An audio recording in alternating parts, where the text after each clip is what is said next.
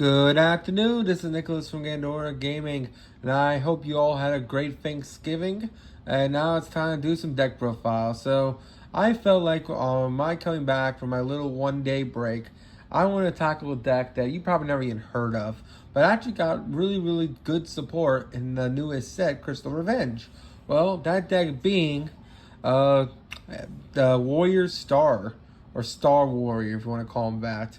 I think Star Warrior sounds better, but it sounds too much like Star Wars. So you can call them Warrior Stars, or they're just basically, if you ever watched the anime Fist of the North Star, it's basically an archetype based around them, because this is a level 5 light warrior earth archetype based around fusion summoning that likes to hit really hard. That's literally what this deck is, and for the longest time, we've only had 3 cards in the actual archetype in the main deck. Those 3 cards being you, and you. So if you've never actually seen this archetype before, this archetype I think came out like a couple of years ago, maybe more like 6 years ago. I don't know exact year when these guys came out, but they're a warrior earth archetype based around fusion summoning and hitting your opponent really hard. They also have a gimmick of like lowering their attack in order to do certain effects, which is really cool. Now, for the longest time, I thought Konami forgot about this archetype. I thought the artwork on their fusions were really cool, but they had no meta relevance. They had 3 cards in the main deck. This deck had nothing. Well, then we got a Star of Hope. We got 1 card in Battles of Chaos, that being this card, the Hidden Star. This pack filler card you probably never even seen before. But this card in Battle of Chaos is another copy. So we have 4 in the main deck now. And now, because of the newest set, being Crystal's Revenge, we have 2 more monsters in the main deck.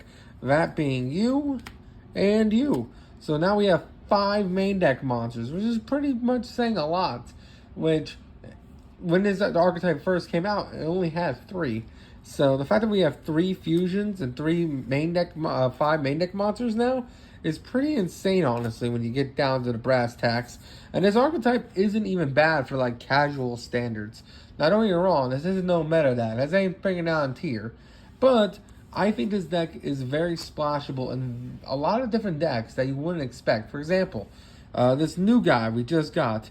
This guy, I can see a lot of play in like Kashtira, because this guy literally reads, he's a level 7, and when a earth monster is no more special summon this guy onto the field. He's just a free level 7 for Kashtira, which is pretty insane. Not to mention, he also has the effect where when this card's in grave, you can banish him if you control another warrior monster that's level 5 or higher, lower its attack, and then pop a card. Pretty solid effect right here. And I'm just going to go over all these guys now, because these guys are really interesting, really cool, but they're not meta. They're really interesting for sure, though. And if Konami wanted to, they can definitely bring out more cards. So first things first, like I said, Senku the Skybolt Star, like I said, if a warrior monster, or earth monster basically, it doesn't have to be warrior, is special summon or normal summon, the special summon this guy from your hand, and then he does lose attack though. I don't know, that's the other one. He does not lose attack, my apologies. And then of course you can just banish him from grave to lower a level 5 you already control in order to screw up your opponent by popping a card. Not a bad card in general. Really solid 3 of the deck. The only issue I have with him is that he's not 5. He's a 7, which is good for Kashtira because, again, it's splashable. But for this archetype, it really is based around level 5s. So the fact they gave him a level 7 and a level 6 is kind of strange. But I guess they wanted to go more the fusion route, which it doesn't hurt the fusion plays. But you can't really XYZ with them, which is another thing this deck can do. Now, next we play Todoroki, the Earthbolt Star. Now, this guy is pretty solid. For one, he just discards a monster special summon onto the field. He does lose 500 attack, which is fine, because again, all of these guys gain effects when your monsters lose attack, so that's actually pretty solid. And then he has the effect where during the battle phase, quick effect, pay 500, fusion summon 1 warrior monster from your extra deck, which is pretty solid. Of quick play fusion on your opponent's turn is always great. And the fact that we have multiple ways to quick play fusion on our opponent's turn is also just fantastic. Another card, now this is our original fusion dude, is Kayashi the Unity Star. Now I'm mispronouncing this guy horribly, but this guy is pretty awesome. You can even maybe play him at 3, but I just felt like 3 might be a little too bricky, just because he doesn't have a way to summon himself. He's a level 5 light monster, and basically he has the effect where when this guy is special summoned, basically you can pay 500 quick effect the fusion summon during when it's summoned, which is pretty powerful. The fact that when this card is special, you just quick play fusion is really good, especially since you can get this guy in graveyard really easy. I mean, he has the effect when a warrior monster you control lowers its attack. Basically, he special himself from grave, quick effect wise. So the idea is that you can special summon him during your opponent's turn to then not only do some more interruptions, but then quick play fusion on their turn, which is really cool mechanic, and that's why I like him as a 2-of.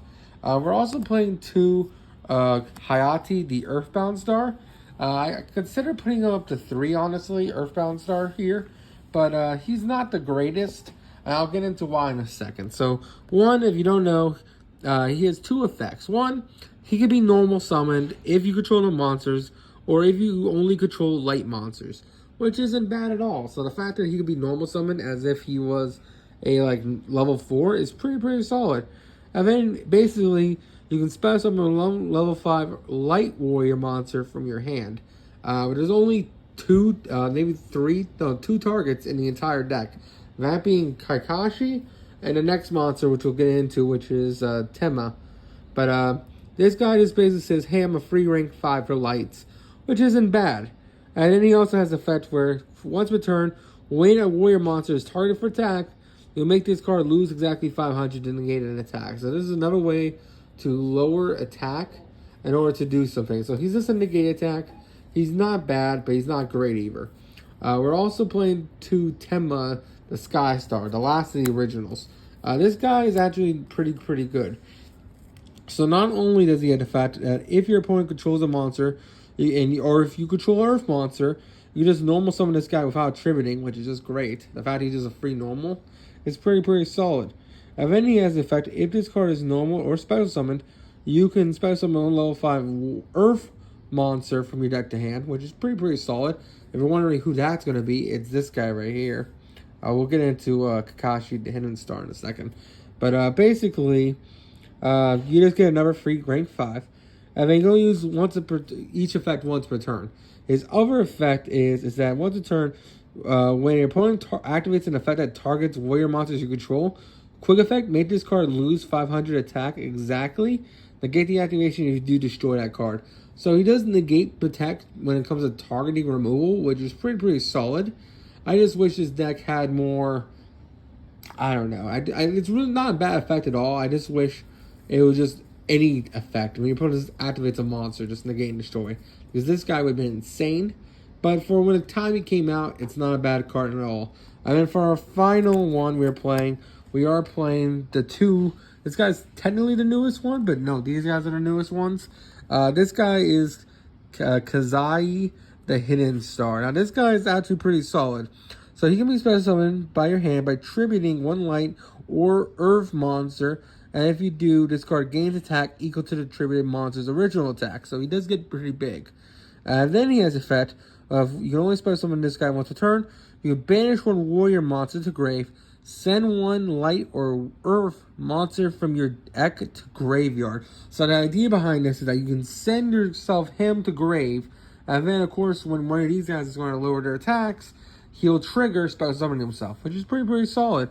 Not bad card in general, and overall just pretty solid. Not to mention 2100 defense is not bad either. So that is it for the main deck. I guess Star Warrior dudes. Now let's try to talk about the generic stuff that I felt like really good tech cards for this deck. So we're only playing 3 other monsters. That being 3 Overlay Booster. This guy is just generic. He just says, hey, when a monster is summoned, you special summon this guy, which is pretty solid. If you control a monster that has 2,000 more attack, which is very easy to do because these guys get big, You can dispel summon this guy from your hand in defense position, which is just a free rank 5, honestly. Not a bad card whatsoever. And he is a level 5 light warrior. So he is just easy to get summon special summon because he can summon him, even if you don't have a 2000 attack warrior on field, which is fine. Really, really good card there. We're also playing 3 Gizmek Yada. Now this card actually kind of reads like a custom card for this archetype. Like if he had different artwork like one of these dudes, I would believe it because this guy literally reads like this archetype. So if you never read this guy used to be played in ABCs and Cyber Dragons as like a tech option. But he hasn't really seen play since. It was like probably 2019, 2020 when the Gizmek retrans are coming out. This guy kind of saw play, but like in rogue decks. But basically with this card, if you never read it, you can special summon this card from your hand by tributing 1 normal summon monster. You can then only use each effect once a turn. Its effect says, during the main phase, you can normal summon or special summon this turn. Immediately after this is called, normal summon 1 monster, and if you do, you can't special summon the rest of the turn, except monsters of the original type or monster. So the idea of this guy basically says, hey, you tribute a monster, special summon him, and then you just immediately get the normal summon again, which is pretty solid. Now, this card isn't the greatest. There's some weird, like, scenarios where it doesn't really help you, but it is just a free level 5 because we are playing a monster that we do want to tribute because it is not level 5. It kind of doesn't do anything, but we do need to play it because it searches one of the best spells in the game, which we'll get into in a second. But I just like it. It's a cool tech option. If you want to take this out, you probably play Imperm, Evenly Match, any like board breaker card. There's a lot of cards to play, but that is it for the monsters. Oh, that's not true. That's not true. We're still playing 5 more monsters. My apologies. We also have Edgem Chain because we are playing the Poly Engine because Patchwork is just an insane card in this deck, and Fusion Summoning is just relatively easy. Not to mention, this is not a bad card to discard off our Todoroki dude. So, it's just a decent card in general. If you want to take this engine out, you probably put in like just hand traps, just generic hand traps. But honestly, I like this engine just because it's just free poly, just free +2. Not a bad engine in general. And then finally, for the last card, we are playing 3 Battle Gardener Connect. Now, this is another card that actually came out in Dimension Force. This card actually is for the Battle Guard archetype, which is an archetype that's also level 5 warriors, which is funny enough because there's actually 2 level 5 warrior archetypes, not counting Constellar. It's this and Battle Warrior, which is weird. It's really weird. It's like really strange. But basically what these guys do is that when this Kai is normal to special summon, he adds 1 Feast of the level 5s, Feast of the Wild level 5s from your deck to hand, which is pretty solid. And then you can tribute this card, special summon a level 8 warrior monster from your hand. Now, the level 8 part does not matter, but the fact that he just adds any level 5 is insane for this deck. Now, this guy saying tribute summon him, special summon a level 5 or 8 or lower warrior monster, then this card would be even more cracked. But this card basically exists in order to add to our hands a really good spell card called exactly level 5, well, Feast of the level 5s, which has been a card that's kind of like Snake Rain, where it always saw potential, but no one ever really, there was never a deck built around it. Like there was, but never anything competitively good. But it's really cool card in general. So that is it for the monsters. Now it's time to go over the spells and traps. Alright, so now it's time to talk about our spells and traps. We're not playing any traps in this deck, but again, Imperm is a card. I guess we're only just playing spells. There is cards you can cut to put more competitive cards in this deck, but honestly, this deck's pretty casual. The most expensive card I have in this whole archetype is Lightning Storm, just because I just wanted back row removal in a form that can also board wipe. So Lightning Storm is just the most generic card. Not to mention this card isn't too expensive anymore. I think it's like 17 right now. Just a really good card in general. Just, hey, it's a free card we can activate going second or first to just going second really, to just wipe out your opponent's back row and then just pop off. Not a bad card, not a great card. Really, really just good card in general. Next, we have Feast of the Wild level 5. So this card has tantalized Yu-Gi-Oh players, like the Jank players, for the longest time. This is like Snake Rain levels of Jank. But basically, this card says, special summon up to 2 level 5 warrior monsters from your hand or graveyard, but their effects are negated. Also, for the rest of the turn, they can't attack. So it's just Soul Charge for 2 warrior monsters, which is perfectly fine in this deck. And it's not once per turn. It's just a free special summon of 2. So if there was ever a really, really good way of getting these cards in hand, besides the little Battle Garnet guy, and actually a really, really good warrior level 5 archetype, having Soul Charge not once per turn for 2 is pretty insane with no like downsides whatsoever. We're also playing 3 Patchwork because hey, Pauly's nice, and Pauly's just really, really good in his deck. We're also playing the 2 Polys because hey, Pauly's a good card. We're playing the 1 Desires because we don't care too much about our main deck. It is just kind of generic wombo combo stuff, but it's not like really important if we banish all copies of a card.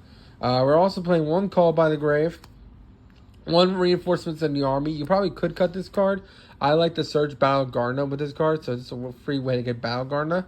We're also playing the 1 Instant Fusion because, hey, there is level 5 Instant Fusion targets that help you make some rank Zs. And then finally, 1 Monster Reborn because, hey, we do want to kind of reborn our fusions when they're taken care of. So that is it for the spells. That is it for the main deck.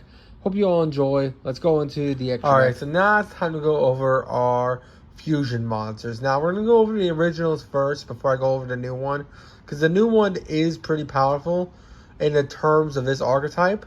But I just want to get over, this archetype is a OTK down, beat down deck. Do not expect any negates. Don't expect really, really powerful effects. These guys are all battle phase dudes. Honestly, the deck has potential with War Rock and also has potential with Amazons. There's some really interesting synergies with both these decks that I kind of want to look into. I might want to do an Amazoness deck profile, a new one, because I know that one went really well. Just because this archetype has some really, really cool synergies with them. Amazoness, if you don't know, is a really cool control lockdown deck. And what I mean by that is, it is a beatdown deck like every other deck. But the cool lock it does is that it's kind of like Melodious in a way, where you make your monster like immune to things. So it can't be destroyed by battle, can't be destroyed by card effects wise, and then hit your opponent really, really hard. That's kind of what the whole deck for Amazoness is. But this deck has some like weird like potential with it. So I just kind of want to go over that. So first things first, we have Ida the Conquering Star. Now this guy is a 3 of the deck. This guy is fantastic. By the way, he's just 2 level 5 warriors. That's why he's very, very generic. This is why I kind of want to put him into the Amazoness deck, because this is very easy to make in that deck. And basically, if you don't know what this guy does, if this card is fusion summon, you can just add a level 5 warrior monster from your deck to your hand, which is just pretty amazing. So on summon, he immediately adds a resource from deck, which is pretty solid. And then he has the effect where once per turn, you can discard any number of cards from your hand. This card gains 200 attack for each card discarded. And then once per battle, except during the damage calculation, it discards battles opponent's monster with equal to or lower level. Quick effect, you can make this opponent's monster's attack 0, except during the damage step. So basically says when this guy attacks a level monster, a lower level than this guy, which they're going to have a lower level, this guy literally has 1, 2, 3, 4, 5, 6, 7, 8, 9, 10 levels. He's just going to make him a 0 attack and just hit him really hard, which is pretty solid. If that was the only monster in the archetype, this deck would really suck. But luckily, you do have 2 more to make the whole archetype round. We're also playing Shiru the Combat Star. Now, this guy's a little harder to make because he does require him as material, but he does float back into him, which is nice. So Shiru the Combat Star has the effect where once per turn during the battle phase, quick effect, you make the attack of all face-up monsters your opponent controls currently 0. So he's just a quick effect, make all your opponent's monsters 0, which is fantastic. And once per battle, if a monster battles another monster during the damage calculation, quick effect, You can make the battling monster gain attack equal to its own level times 200. Well, this guy's a level 12, so gaining 200 is pretty nice. He basically becomes a 2400. Then he has the effect where this card can make each battling monster gain attack equal to its own level times 200. So it's not only he that's gaining attack, every monster is gaining attack. So if you have multiple fusions or multiple monsters in the field, they're gaining a shit ton of attack based on their level. For example, if you just have one of these guys on the field, they're all gaining 1,000. And the fact that this guy becomes a 3,400 just because this guy activated an effect or damage step is pretty insane. Really good monster. And then if this guy dies by any means, basically just special summon one either the Conquering Star from your extra deck, which is pretty solid. He just says, hey, he died. You put all his commitment into him. Just special summon out another free one, which is pretty solid. And overall, it's an okay card. Now, for our final one, the newest one, Raijin, the Big Bolt Star. Now, this guy is actually pretty sick. This guy, if you haven't seen him, he's a newest card out of Crystal Revenge. And he requires a level 5 or higher Light Warrior plus a Earth Warrior monster. So he does require a level 5 or higher Light Warrior, which kind of sucks. But whatever. This card, if it attacks a defense position monster, inflict piercing damage. And this card attacks a monster with no level, any battle damage inflicted is doubled. So this guy attacks a Link monster, this guy attacks a XYZ, does double the damage. Pretty solid. And then basically, if this card is in your graveyard because it was destroyed by battle or card effect, the turn it was sent, you can special summon 2 level 7 warrior monsters from your graveyard, which is pretty great during the end phase. So basically this guy says when he dies, he floats into 2 level 5s, and if we special summon 2 level 5s, well, if it's this guy, who we already said triggers when special summoned, hey, you're going to get the free fusion summon again, which is pretty nice. So the fact that he just floats as well is pretty good. This is just a battle type archetype, but overall, it's just a really fun deck. And against local players, you can probably definitely steal some games with this deck.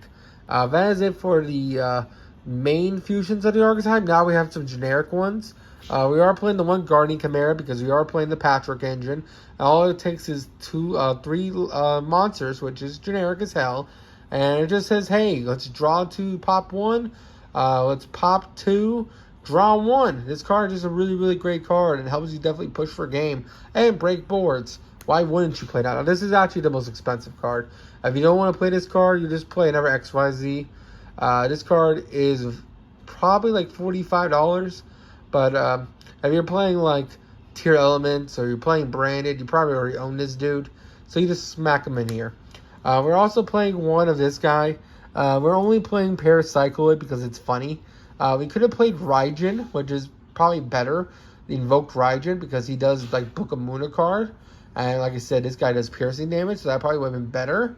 But you can't make... This guy has googly eyes. This guy's 100% better than Raijin. Fight me. And then finally, for XYZs, we are playing 2 Constellar Pleiades. I wish Constellar Pleiades just said 2 level 5s, but he does say light level 5s. So he is a little harder to make, but it isn't impossible. We are playing a shit ton of level 5 warriors, or just level 5 monsters in general, so it isn't too hard. I mean, this guy is just gimmicky as hell. This is how you win in time. It's like I just kind of threw it in because it got reprinted, I guess. But this guy requires 4 level 5s to burn your opponent. Don't play this card. It's just a gag card, but I thought it was funny. And finally, Zeus, because Zeus is Zeus. And that's it for the extra deck. I hope you all enjoy. This is my goofy archetype. I wanted to really tackle this deck. I bet a lot of people never even heard of this deck till now. So I hope I shed some light on it. And hopefully Konami prints out even more support. Make this deck competitive, Konami. When everyone's tired of his Seizure Tier Elements or Flow, just make something cool. And we haven't had a Warrior deck in the meta since, I think, literally Dark Warriors. So bring us a new Warrior. Actually, no, Infernoble was the deck. Infernoble. So fucking get us a new archetype. Come on, Konami. You can do it. Anyway, y'all take care. Don't do anything stupid. See you on the next one.